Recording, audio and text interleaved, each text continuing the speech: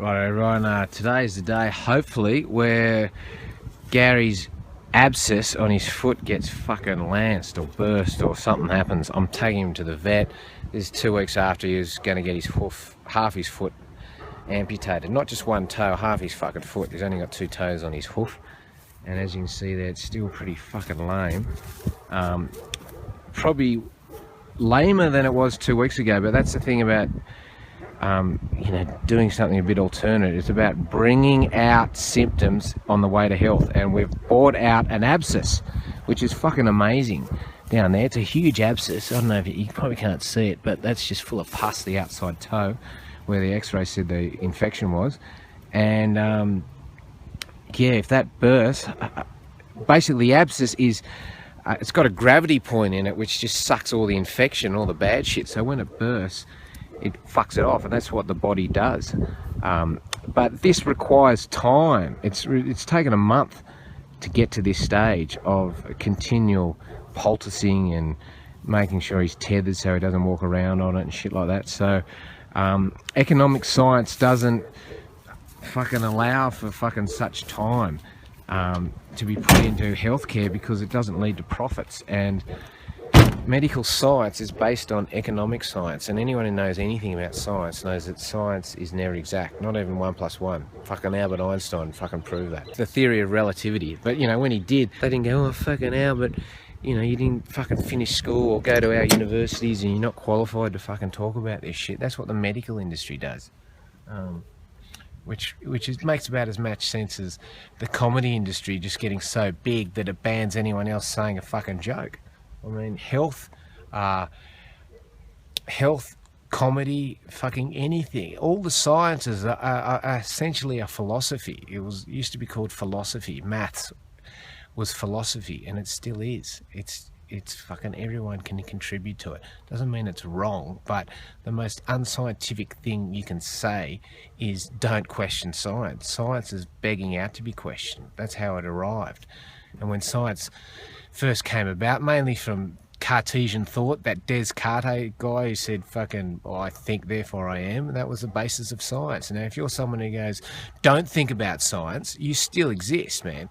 But if you go, oh, I don't think therefore I don't exist, that doesn't make sense. So the whole fucking scientific principle can be questioned as well. And I'm fucking, at the end of the day, looking for results, and that's what I'm hoping to get with this abscess. I'm hoping that it'll burst and it'll clear up and he'll be able to fucking walk properly. And so there's no need for a fucking hoof amputation, which people go, well, just cut it off, there'll just be a little scar, half his fucking foot's coming off. It'd take 2 months to recover from it, just from the fucking injury, let alone dealing with standing on half a foot for the rest of his life. So that's what happens when you go down this track. Which is irreversible, of modern medicine. You can't go back, and it just leads to more and more side effects. And everyone fucking dies. If medical science was an exact science, fucking no cunt would ever fucking die. They would have cured one disease 100% of the time. Medical science has never cured one disease 100% of the time. Never. So putting those standards on anything else outside medicine, go, well, unless it cures it 100% of the time, it's not valid. And if you go, well, fucking, if it was better than fucking modern science, if it was better than medical science would acknowledge it. No, bullshit. If there's no fucking money in it, they won't do it. Medical science is a vertical integration out of the oil business, where fucking Rockefeller went, oh yeah, fucking, I've got a monopoly on oil.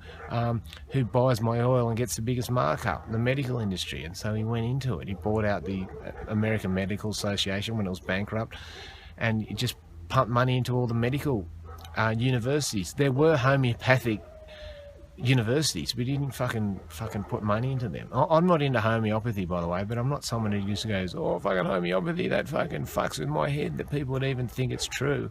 Fucking the guy, Rockefeller, the guy who paid journalists to come up with the idea of snake oil salesman, he fucking, to promote his medicine, as in anyone who doesn't fucking have his medicine, snake's skin salesman or snake oil salesman or what. Anyway, this Rockefeller guy did homeopathy while he basically bankrolled the modern medical industry into existence.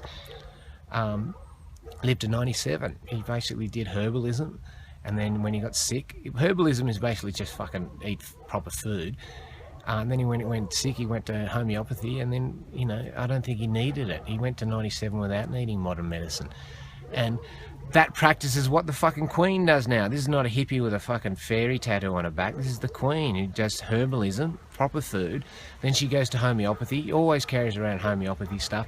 And then she goes to modern medicine and she's really fucked up. She goes to the Hospital of Integrative Medicine, which used to be homeopathic and modern medicine. They've just changed the name. So all the smart people take an holistic approach to health. Anyone who's looked into it. So if you're just there thinking, oh fucking, I just believe in health and medical modern medicine as the first resort, you've been fucking brainwashed, man. And it suits you because it's a fucking really fucking easy way to live, man. You just reduce health down to genetics, luck, and modern medicine, and any personal input into it is just seen as fucking stupid. That's fucking ridiculous, man. Anyway, where the fuck's Gary? Where are you, Gary? Hey, mate. Saying hi to the dogs, mate. You'll be able to fucking run up and headbutt them when we get this fucking toe fixed. I've been staying at a mate's place in Bargo, and luckily there's a fucking vet who's apparently a goat specialist here. And, yeah, fucking... What's that semen collection? Fuck. I suppose that's one way to pay the vet bill. Thanks, Lloyd. Yeah, we've basically... He's had an osteomyelitis down there, and they were going to amputate, but I've gone the poultice treatment the last 2 weeks, and an abscess has developed. See there? That abscess? Yeah. That? A really big one around there. It's all around that foot, so it's been brewing nicely for a week. And I just wanted your opinion on... Do I let it brew so that when it comes out, more of the infection comes out, or would you recommend lancing it? Let's stick a needle in there and see how much actual pus is in there. That'd be great to film. That'll be easy. Which I was prepared earlier. All right, mate. Because I thought there would be a lump. You don't fuck around. Okay, just don't stab myself. You're right, Gary.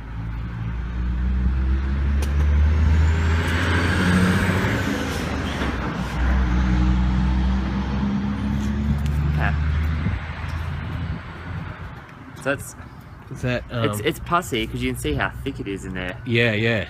It's like you can see that's all chunky stuff. Yep. Which is basically the infection coming out, isn't it? Yeah. Yeah. So what have you been treating him with antibiotic wise? Penicillin. Daily? Yep. For the last week. Yep. And the poultice. Thank you. Looks like a murder scene down there. Oh, that's right. We'll clean that up later. Yeah. Probably. How lame is he on it? Oh well, as you can see, he's getting lamer, but to me, it's the abscess has come up. Yeah. Like it was pretty bad, but. So it wasn't that swollen to start? Oh no, there was no abscess when 2 weeks ago when they wanted to chop it off, and I just went the poultice route, which they were cool with. I travel around doing these comedy shows, and the abscess come out. So what I'm hoping is, if once the abscess bursts and the infection comes out, then we can see whether there's been any bone damage with the osteomyelitis. Whereas if we just cut it off, we never know whether there was a chance that hopefully it was just the abscess. So they wanted to amputate just the claw or the leg? The claw. Yeah, okay. That would make a lot more sense. They x-ray it? That's the x-ray, yeah. So that's obviously what we're dealing with. Yep. Infection-wise there. Is that a line ball in terms of permanent damage limbage? No, the real hard bit is going to be clearing, because this is obviously, to get this sort of bony change, has all meant that there's infection going on there. Yep. Like for quite a while. Yeah. Again, the main thing is clear the infection. And then see. Like, as in the regards that, yeah, you're right. If he's just a little bit stiff and a bit sore as he gets older, like, this infection's not too close to these joints. At least once we get the abscess done and drain it all out with honey and all that stuff, then we can work out whether how he's going just by the way he's walking at least. Yeah, exactly. Has he been on any painkillers as well? Anything like meloxicam or tolfidine or flunixin? He had a bit at the beginning, but no, not really, no. Okay. No, so he's been toughing it out. Yeah. And still eating? Still okay. eating really well. When he sits down, he's in good mood and everything. It's just when he treads on it that's the pain. But I don't think it's like throbbing when he's sitting down. It's obviously discomfort, but And initially there was no puncture wound or anything that caused he's been in a paddock for 2-3 months, so it's basically been soggy foot. Right, okay. And it's developed, but there was no abscess. That's when they went, it's gone into the bone. So I've been poulticing it 3 times a day, like really going intense with the tough rock. Yeah. What about using anything like animal Lintex, like the stuff we use in horses? Have you used that or just the tough rock? Just the tough rock. Okay. Because you could switch what you're using to try and poultice it. Because you're right, if you get it to burst, then the antibiotics have got a slightly better chance of mopping it up. Yeah. Whereas before it bursts, it's almost countering getting the abscess out. Yeah, and the hard bit is if the infection's actually in the bone, then look, the pus comes out, it's a good thing, but if the infection's in the bone, then it's going to be a really, like, it could be a month worth of penicillin to sort of get that under control. Yeah, but I figured at least that's better than cutting his foot off, eh? Yeah, He's only 5. I'm up for cutting it off. Hey, Gary. Yeah, maybe not that one. Yeah, not that one, mate. It's a vet, mate. They want to keep it tidy. If that's the last resort, cut it off. But just the fact that the abscess has come out, I just want to see what your opinion on this now, from what you reckon. Should I let it brew more, or should we lance it? I don't actually think. Well, the hard bit is goat pus is really pretty thick a lot of the time. It can be super cheesy. Almost. So I don't actually think you're probably gonna, like, when I was sticking that needle in there, it's not like I was hitting a nice big pocket. Like it's bled so much because it's such a big needle. It's not like I could find one really good little spot. That if we said, we cut that with a scalpel blade, then you'd get it all to release. So you reckon let it brew a bit more? I'd keep poulticing it, but possibly trying something like the animal Lintex poultice. And you can put that on daily. Which would be more than sufficient, just again to try and get it to weaken at 8. The poultice tries to weaken and suck out stuff. So if it gets to a point where it wants to break out, that's probably your best spot to actually drain it from. So it's too premature now to go in there. I'd still give it a little bit more time. But I would definitely keep him on the penicillin. Because, like, if we're talking if you've got the X-rays, it'd be good to see him, because if we're talking like bone infection, like an osteomyelitis, they do take a really long time. A week of antibiotics isn't often enough just to knock them on the head. No, but the fact that it's coming out in an abscess is a good sign, hey?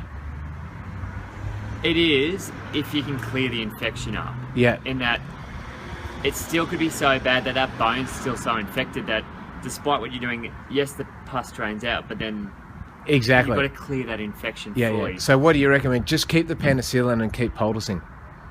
For the time being, I'd say cutting the toe off to the last resort. Because that's like end stage, last stage sort of thing. Irreversible, so you're saying there is a chance that we can save this. It's small, but there's a chance. We'll put the time in. It'd just be interesting to see how bad the there's things we can do. There's and again, I'm just sort of thinking from a horse perspective as well. Like, he's obviously not going to be eaten, is he? No, he's not going to be eaten. No, he's I travel around doing comedy shows. He's kind of slightly well known on the internet. So I just going on the internet. Oh no. Well, I just do funny gags on it. Because, like, the only reason I ask that is there are other antibiotics that we can use as long as we know he's not ending up in the meat. Mate, he's not gonna. Don't worry, I'm not gonna eat him. No, I'm not gonna. No. Mate, if I ate this goat, I'd be murdered. You know what I mean? And mate, don't worry. Okay. So there are some other things we can look at that are a bit stronger. But we can't use in food producing animals. So that's one option we've got up our sleeve. Okay. And then the other thing that you can potentially really try, if we're going to say, okay, well, as an option, and it's getting pretty extreme, but you can put antibiotics into their vein, into the leg that's affected, and you put a tourniquet above it, so that basically you get a really ridiculously high amount of antibiotics where that infection is. Yeah, and is this specifically for goats? Because I know goats haven't got much specific antibiotics, but exactly. So they don't make goat antibiotics. They, we've got sheep, we've got cattle ones, and we use them sort of off-label.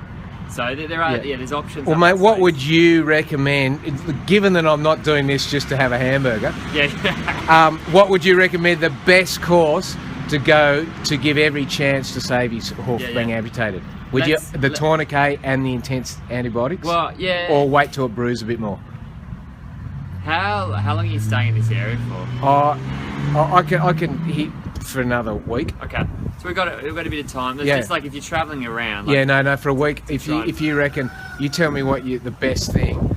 Now, would you say keep it brewing before you do this tourniquet and the intense antibiotics? The hard bit is that, the intense antibiotics are easy. I mean, if you're comfortable giving him injections, then we can say, okay, cool. You keep going with these injections. To do a tourniquet and inject it into actually the vein, we're going to need to sedate him. So that he's... Which is not fully. No, not fully, but enough so that he's relaxed and not moving around. Because I know goats are a bit dodgy sedating. But so you just do a local one, It'd just be, a little bit of sedation. Would you recommend that sort of soon? To actually do it, I'd have to look up dose rates and stuff like that. So we don't have to necessarily do it today, but we could do it this week if we're not getting, like if we try different poultice, adding in some different antibiotics, give it to later in the week and it's not made any difference, then we can say, okay, do we want to do, it's called a regional limb perfusion, where you give him a smidge of sedation, tourniquet above that, and you're injecting antibiotics into that area so that you get a ridiculously high level there in that area. But I don't think cutting it open with a big scalpel is going to do that much benefit potentially today. But I think if you change the poultice, it might burst it and then... what poultice would you recommend? So it's called animal Lintex. It's just like a bandage. Okay. So I've got heaps of it. Is it a clay type thing, mud type thing? No, it's more like a... I'll go grab it. Give me Can you combine it with Tough Rock or...? You can do, but it's probably not necessary. Okay. So... Murder on the dance floor. Gaz, we're gonna fucking get you better, mate. Getting a professional doing this now, mate. I'll hold your horns.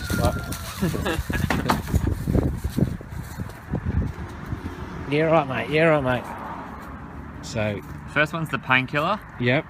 So that one actually can just go under the skin. Yep. I'd be going the clear one. Yep. Into a back leg. Into the ass. Oh, into the leg. Leg, ass, whatever. Oh. Move it around. Yeah. Just straight in. Yep. Yep. So just confidently sticking it in. Yep. Either up here on his leg. And would you say, can I do the mud? I mean, given that the clay things worked a bit, can I alternate with that, or would you just say? I would, but as soon as it bursts. Yep. Just use the poultice stuff. Okay, which is soaked in, just warm water. Yep. Only so that you're not putting, like, we want it nice and clean around that wound when it does burst open. Okay.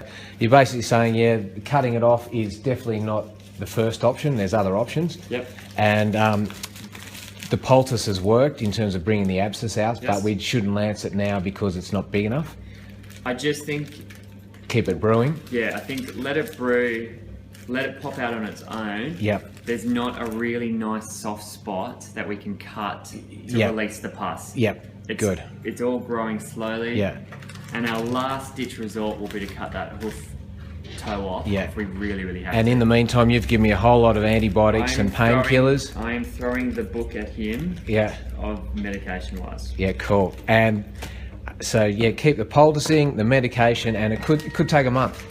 To fully heal that infection in the bone, a month. Yeah, but we're looking at maybe the abscess bursting, maybe it could be a week or two. Hopefully, and then once it starts to burst, once he's walking on it, it doesn't look as bad. Yeah. Then another couple of weeks of antibiotics to really clear up that infection in that bone. Yeah, and then we can assess whether the infection has actually caused permanent bone damage, and then go, it's too bad, cut it off, or it's a bit of a limp, but it's not as bad as cutting it off. There's plenty of options for dealing with arthritis or that change long term. Yeah, cool.